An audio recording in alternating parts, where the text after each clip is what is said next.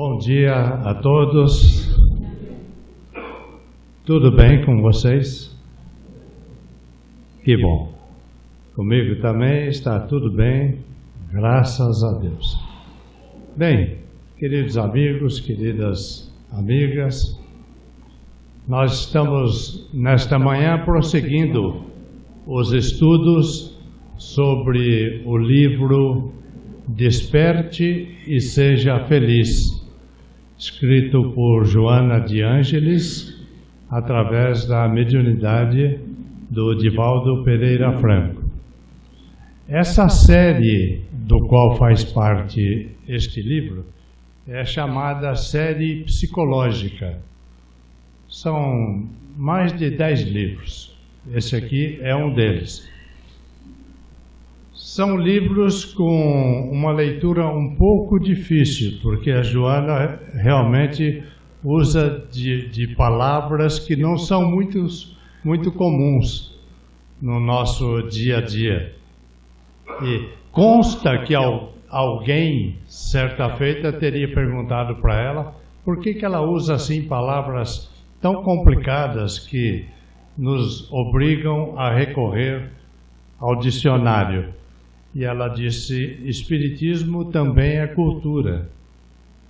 É necessário que o espírita busque conhecimento, que ele busque compreender as palavras. Os nossos irmãos evangélicos, eles costumam dizer que para você entender bem uma palestra, um texto da Bíblia, é preciso você compreender a hermenêutica e a exegese.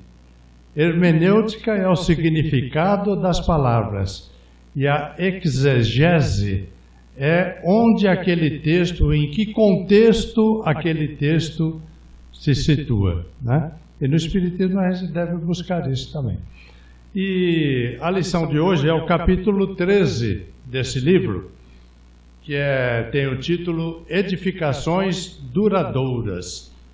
Dá para perceber que nem todas as edificações são duradouras.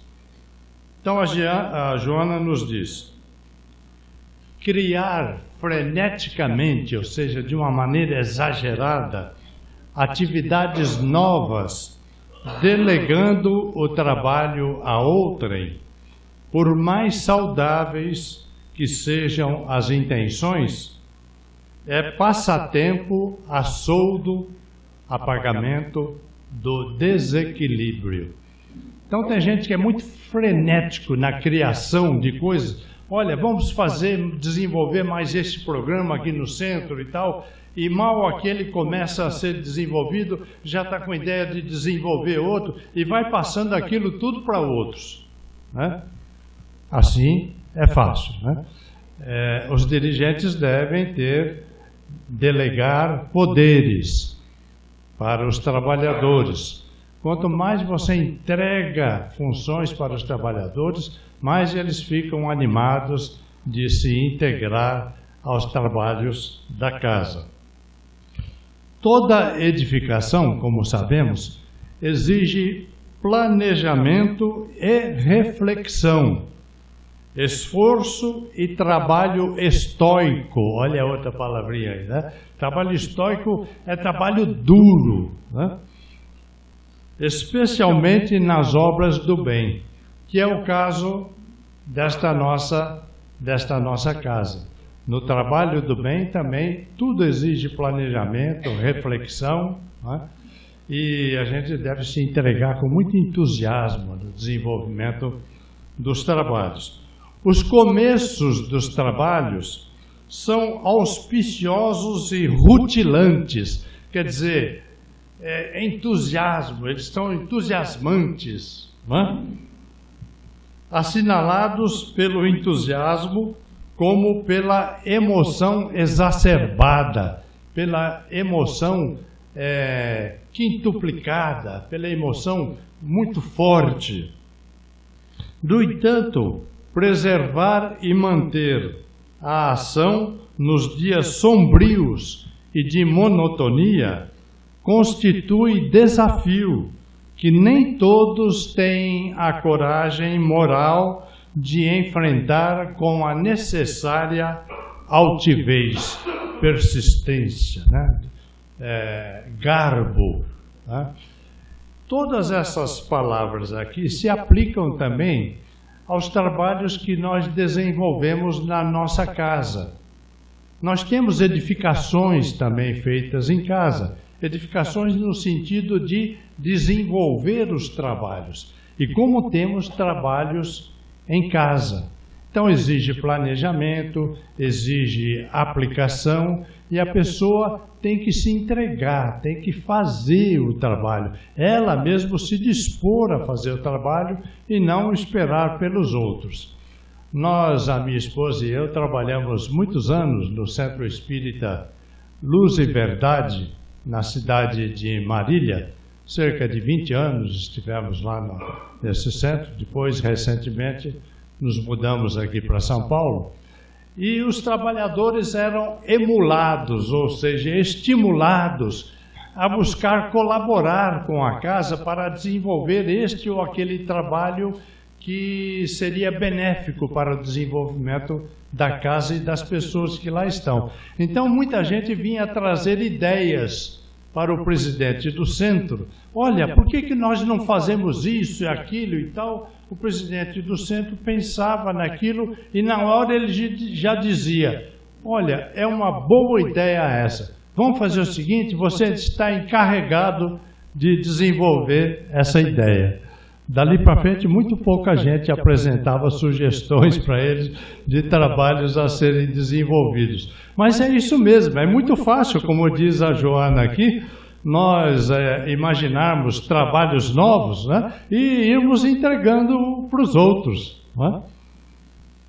Como consequência imediata, as pessoas transitam de uma para outra experiência, de um para outro compromisso, abandonando-os todos sob a alegação de desentendimento. Então veja, todo o trabalho no início é muito gostoso, a pessoa está animada com aquilo, né? Já procura buscar colaboradores e tudo, mas nós temos que estar cientes de que isso, com o tempo, vai se constituir em uma rotina. E você não pode, só porque aquilo se tornou uma rotina, abandonar o trabalho ou deixar de ter entusiasmo pelo trabalho, né? Tem os dias bons, os dias alegres, os dias em que você encontra muitos colaboradores e tem aqueles dias em que é difícil você desenvolver o trabalho. Acaba sobrando até para você sozinho. E na casa espírita, nós não podemos deixar que meia dúzia de irmãos trabalhadores carreguem tudo nos ombros. Imaginem vocês a dificuldade de quem organiza este trabalho aqui de domingos pela manhã para planejar o trabalho que vai ser desenvolvido, os estudos que serão feitos. Ele tem que ver se aquele estudo se encaixa direitinho dentro da filosofia espírita. Depois ele tem que ver quem está apto a desenvolver aqueles trabalhos. E não pode ser uma única pessoa. É preciso variar, dar oportunidade para várias pessoas, porque você quer aprender efetivamente doutrina espírita, pegue palestras para fazer. Todos vocês se ofereçam, olha, eu quero treinar, eu quero testar, fazer uma palestra, desenvolver um assunto aqui em público. No começo vai dar uma tremedeira que você não consegue nem segurar o microfone, tá? Mas depois você se habitua. E como disse o nosso irmão, estas paredes estão impregnadas de amor, estão impregnadas de fluidos elevados que nos deixam muito à vontade. Quer ver me deixar muito à vontade e me colocar na frente do público. Não que eu seja muito bom, não, né?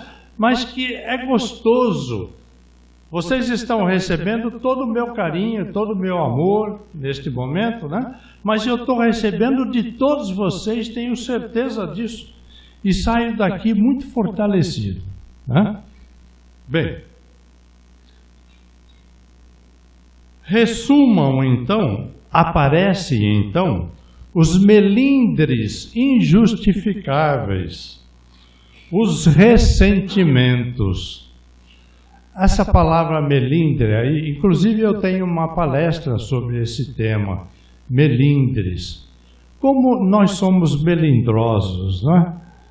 Existia antigamente aquelas dançarinas que tinham roupas específicas que eram as chamadas melindrosas, né? Porque elas eram muito gentis e muito assim amorosas, mas o melindre é outra coisa, né? O melindre é você, eu diria que o melindre é estar com o calo excessivamente doloroso, sensível. Alguém encosta no teu calo, você já pula, já acha que aquilo é o fim. Como é que essa pessoa vai fazer isso comigo? E às vezes é o que faltava para a pessoa se afastar das atividades. Estava doida para se afastar das atividades, só estava faltando uma desculpa, né? E os desertores, aqueles que abandonam o seu trabalho, porque incapazes de perseverarem nos deveres, passam por vítimas indefesas. Eles se colocam como vítimas. Olha, eu tive que abandonar esse trabalho, porque não me davam valor. Como a gente gosta que as pessoas valorizem o nosso trabalho. Isso é muito natural. Quem não gosta que as pessoas valorizem o seu trabalho, né? Mas basta ser mãe e pai para ver que isso aí é difícil, o filho que valoriza esse trabalho, essa dedicação dos pais em seu favor. Então as pessoas passam por vítimas indefesas, atacando e mal falando do que antes lhes constituía emulação e arrebatamento. Antes as pessoas estavam emuladas, estimuladas, e o arrebatamento é aquele momento que a Bíblia fala, em que as pessoas vivas seriam puxadas para o céu, né? Esse que é o arrebatamento. A pessoa fica num momento de êxtase, ela fica num momento em que ela não quer sair daquilo. Para tirar a pessoa do centro, é preciso arrastar, como disse o nosso irmão, né? Muito bem. Então a pessoa passa a falar mal daquilo que antes constituía estímulo para ela, que ela ficava muito feliz de desenvolver. Na primeira contrariedade, pronto, aparece isso. Não são sensatos aqueles que abrem novas portas, cerrando os antigos acessos. Você entrou por ali, por que você vai fechar ali para abrir novas portas? Edificam ou pretendem executar programas novos em detrimento de outros que se encerram.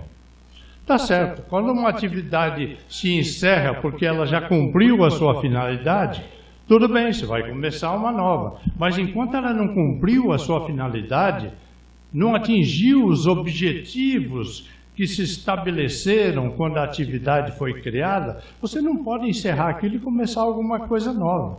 Primeiro você tem que atingir os objetivos, né? Isso se faz em grupo, por isso existe a diretoria do centro, que se reúne, examine como as coisas estão andando e programa novas atividades, se for o caso.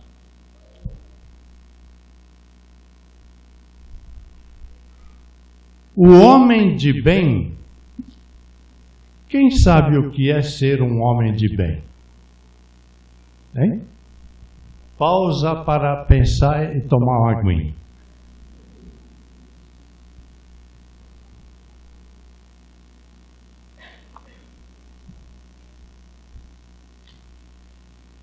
Ninguém se atreveu?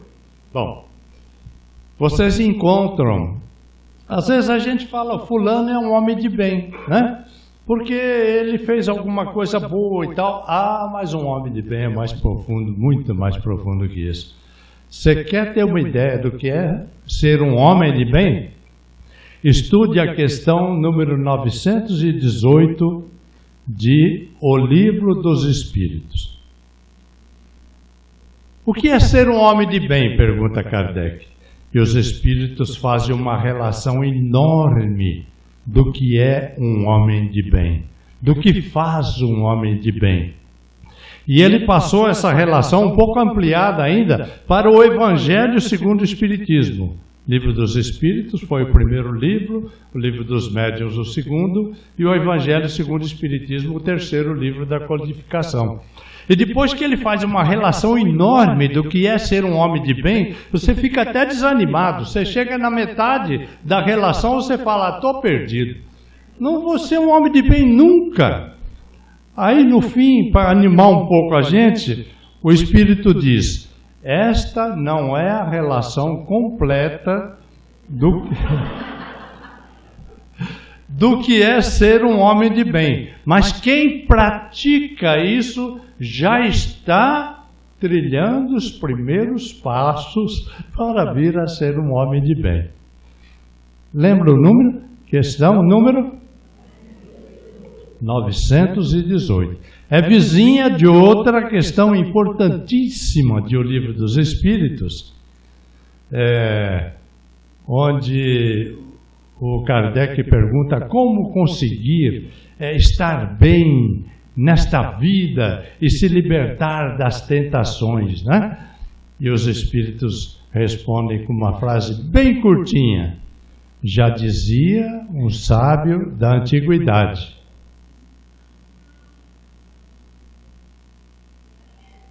Conhece-te a ti mesmo. E o Kardec danado fala, mas aí é que está a dificuldade, como é que eu posso me conhecer? Aí quem vem em socorro é um espírito que foi citado aqui hoje também, que é o Santo Agostinho, considerado o doutor da igreja, né? E ele tinha passado por todo tipo de experiência na vida, então ele sabia tudo de vida. E aí ele dá uma explicação de como alcançar esse autoconhecimento. Muito bem. Então o homem de bem é perseverante, disposto ao trabalho encetado, ao trabalho que ele está desenvolvendo. Mantém-se discreto, não sai anunciando por aí, eu estou fazendo isso lá no centro, né? Mantém-se discreto e silencia as suas ações benéficas, evitando alardear, sair fazendo propaganda, os feitos e os não executados. Fomenta a esperança e não transfere cargas para o próximo. Atua e o seu exemplo sensibiliza outros que passam a ajudá-lo. Ele desenvolve o trabalho com tanto ânimo, com tanto resultado bom, que as pessoas falam, nossa, mas que esse trabalho é difícil, ele deve estar passando, eu vou oferecer minha ajuda, e vai lá, fulano, posso te ajudar em alguma coisa? Né? E se prepara para isso. Sensibiliza os outros o seu exemplo que passam a ajudá-lo. Não abandona o campo onde semeia, a pretexto algum. E prossegue a Joana. Leva adiante, agora ela está fazendo uma emulação a nós, tá? Ela está conclamando a todos nós a fazer isso aqui. Ela diz, leva adiante a tua tarefa, por mais singela se te apresente. Lembram-se de André Luiz? Livro Nosso Lar? André Luiz era médico na Terra. Aí quando ele desencarnou, depois de ter passado uma temporada no umbral, ou na condição de umbral, Ele chegou lá na colônia espiritual, denominada Nosso Lar, né? E foi lá para o hospital e falou assim, olha, cadê meu avental aí, como é que chama aquilo? Jaleco. Cadê meu jaleco? Que eu vou trabalhar aí. Onde estão os instrumentos? Eu sou médico, tá. Falou, não, peraí, meu filho, você é médico lá do corpo material, que é uma cópia do corpo espiritual, mas as condições são muito diferentes. Aqui você vai começar a ajudar em tarefas mais singelas. E deram um balde e um esfregão para ele limpar o chão da sala, onde aqueles fluidos, olha, quase falei fluido, hein? Onde aqueles fluidos eram exalados com um mau cheiro, uma cor horrível, e ele tinha que limpar aquilo ali. Então, leva adiante a tua tarefa, por mais singela se te apresente. Não a valorizes pelo volume que aparenta, porém pelos benefícios que propicia. Olha, estou pegando uma tarefa enorme lá. Quantos benefícios ela propicia? Quantas pessoas ela tem ajudado? Isso é o que importa. Enquanto outros se transferem de lugar por nonadas. Olha outra palavrinha aí, danada que a Joana usa. Por nonadas. É por nada. Ela usa essa palavra, por nonadas. Por coisas insignificantes. Permanece tu. Não deixes ruir a tua construção e empenha-te para concluí-la. Começaram a pensar no trabalho que estão desenvolvendo em casa, no lar. Começaram a pensar no trabalho que desenvolvem nos respectivas ocupações. Isso tem muito material para refletir. Não faltam os companheiros entusiastas hoje, que amanhã se convertem em problemas, longe ou perto de ti. Não tem gente que se converte em problema? Hein? Vocês estão pensando em alguém agora? Igual quando alguém chega para o outro e fala assim, você conhece o fulano? E a pessoa, fulano? Esse é pior do que desfiar uma série de coisas ruins que as pessoas fazem. Porque você deixou a cargo do pensamento do outro de elaborar essa lista de coisas que não prestam. Né? Você envenenou a mente do outro.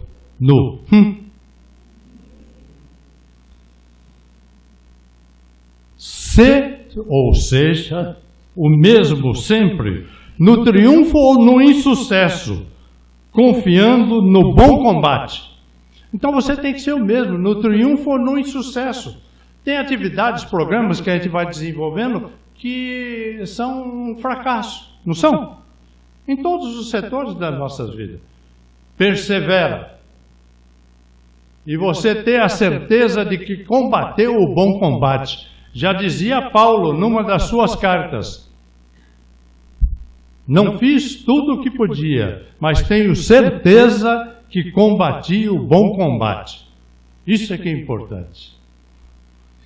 Considerando esta questão, Jesus referiu-se em bela e oportuna parábola, conforme narra Lucas, no capítulo 14, versículo 30. Este homem começou a edificar e não pôde acabar, se referindo a uma determinada obra. Chegar ao fim de uma empresa constitui um grave compromisso, apenas conseguido por aqueles que são honestos e conscientes no ideal a que se afervoram. A doutrina espírita está passando informações para você bastantes, está deixando você à vontade, está respondendo aquelas questões que você trazia de muito tempo atrás. Ótimo! Então se engaje. Né? O Espiritismo responde a qualquer pergunta. Os que deixam interrompida a edificação podem ser excelentes pessoas, todavia, os seus reais interesses estão em outras motivações que disfarçam com a solidariedade. A pessoa disfarça aquilo como sendo uma solidariedade. Não te aflija por eles ou com eles. Antes, segue o teu caminho e realiza a tua edificação saudável, confiando em Jesus, que nunca nos abandona.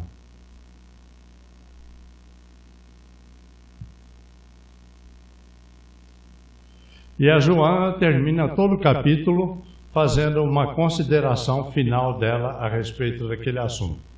Aqui ela diz: a conquista do ideal será lograda, conseguida, quando o ser interior, notaram bem, ela escreveu ser com letra maiúscula, com S maiúsculo. O ser interior.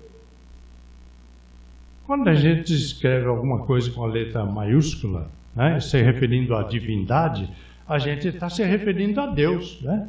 O ser interior. Mas como? Eu tenho o ser interior dentro de mim.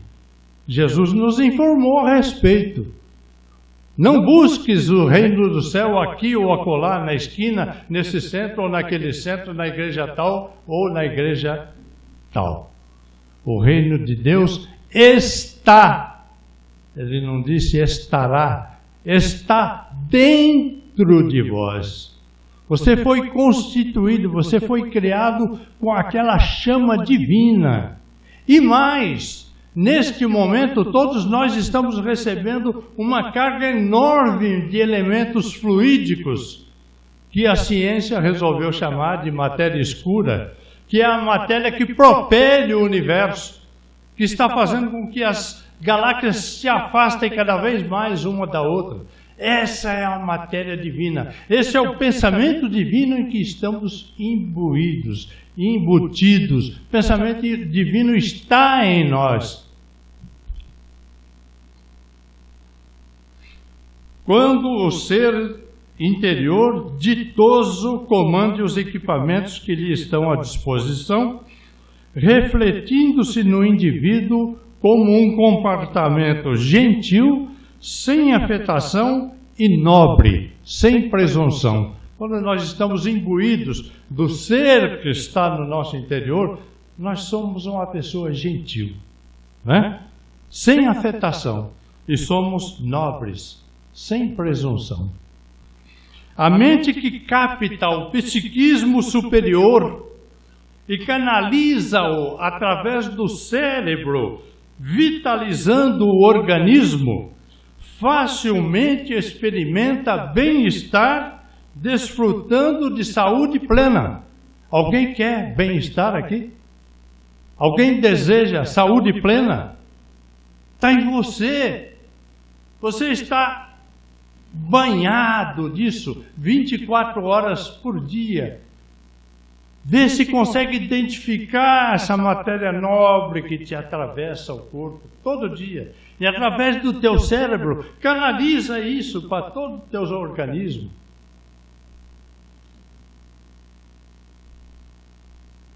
Quando isto não ocorre, consome-se nas emanações absorvidas dos tóxicos que predominam na psicosfera ambiental.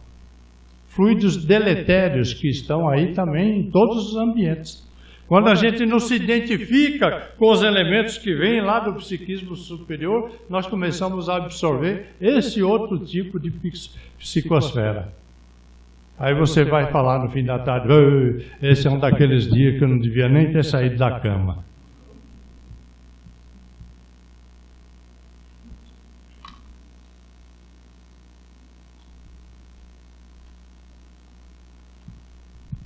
Passando a assumir uma conduta pessimista derrotista, naufragando em perturbações que podem ser evitadas. Todas as perturbações podem ser evitadas. E você está no comando disso. Não tenha a menor dúvida. O universo está mergulhado no pensamento cósmico, do qual se originou e de que se nutre. És parte essencial dele. Todos nós somos parte. E se quiseres manter-te em harmonia, deixa que suas, S maiúsculo, irradiações te invadam, posicionando tua mente para preservar o equilíbrio da organização de que te utilizas. Qual é a organização da qual nós nos utilizamos? O nosso corpo físico. No processo atual da tua evolução. E assim conclui Joana de Ângeles. É uma lição maravilhosa. Agora, ela tem que ser lida, entendida. O texto que você não entender, vai procurar. Não precisa nem dicionário hoje. Você pega o celular e já vê quais são os sinônimos, o significado. Procura entender. Entendeu? Aí está a hermenêutica, né? E procura entender como que ela se situa ali. A exegese dos nossos irmãos evangélicos, que tem toda razão quando dizem isso. Meus queridos, não sei se consegui passar para vocês o amor, o carinho com o qual nos dispusemos ao chegar aqui e conversar com vocês. Eu agradeço o que eu recebi, isso eu tenho certeza porque senti. Que Deus nos ampare a todos, nos abençoe, Jesus nos envolva na sua paz, na sua proteção e guarda. A minha paz vos dou, não a paz do mundo, mas a minha paz. Que ela esteja conosco. Leve para os seus lares. Obrigado. Grande abraço.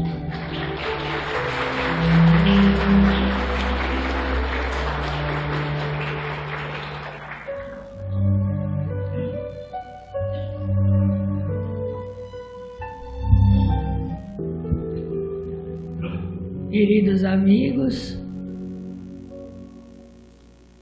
nessa faixa evolutiva em que nos encontramos,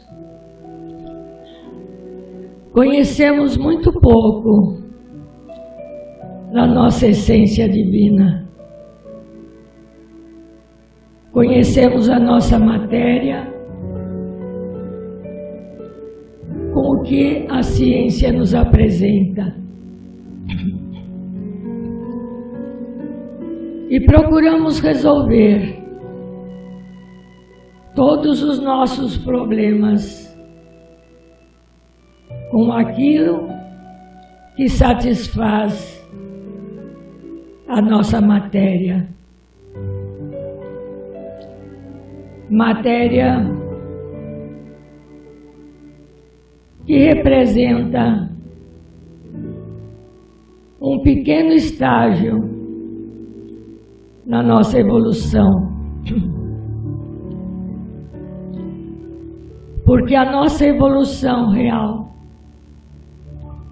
nós fazemos através dos nossos sentimentos, das nossas atitudes, do nosso conhecimento espiritual.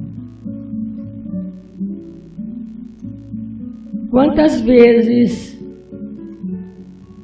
procurando satisfazer a nossa matéria,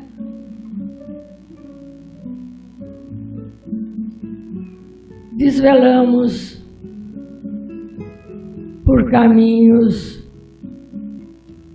não muito satisfatórios para a nossa felicidade. E nos perdemos e entramos por atalhos que devemos retornar com muito sofrimento. O Pai de Misericórdia nos deu uma consciência. Essa consciência devemos consultar em cada atitude, em cada decisão importante, porque ela reflete de alguma forma a nossa essência divina. Não vamos, queridos, nos preocuparmos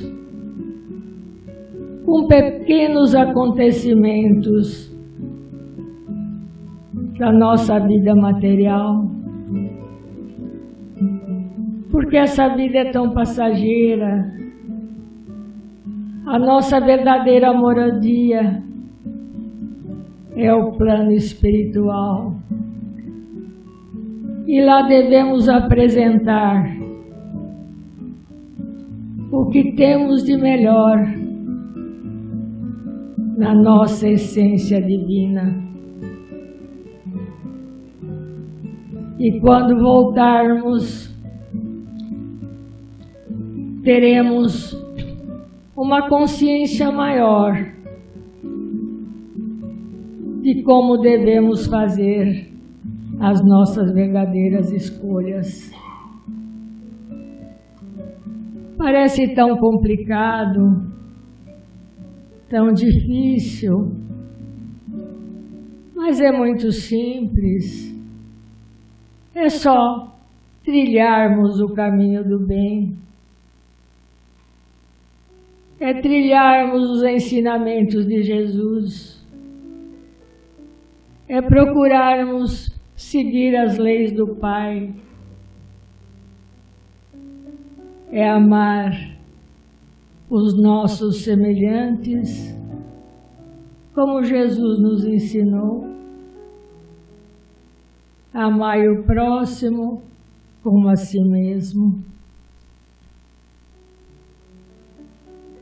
E quando queremos, quando nos predispomos a isso realizar, encontraremos aqueles queridos amigos espirituais que estão ao nosso lado e nos dizem sempre: avante, você pode, você consegue. Queridos amigos, não se cansem de caminhar no bem. Muitas vezes é complicado, muitas vezes é difícil, mas vale a pena, porque a recompensa é muito importante. É a luz de Jesus que nos ilumina, é o caminho que se torna mais fácil, é os espinhos que se transformam em flores. Caminhe com tranquilidade, da forma que puderem,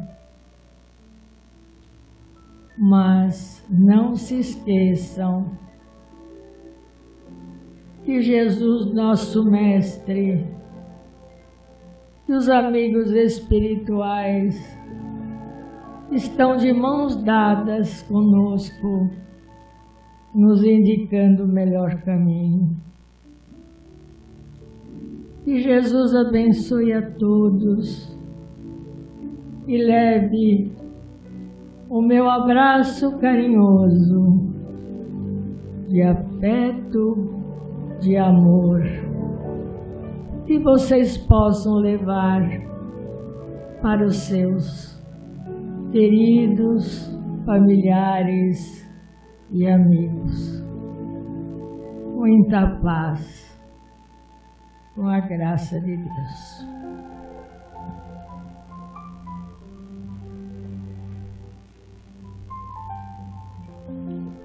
Meus queridos irmãos e irmãs, chegamos ao final dessa assistência do A2, que essas gotas de conhecimento que nós tivemos hoje, essas palavras de carinho, de amor, que nós levamos para casa, nós refletamos e, se possível, possamos passar para algum amigo, algum irmão que esteja necessitado e precise de ouvir estas palavras de amor.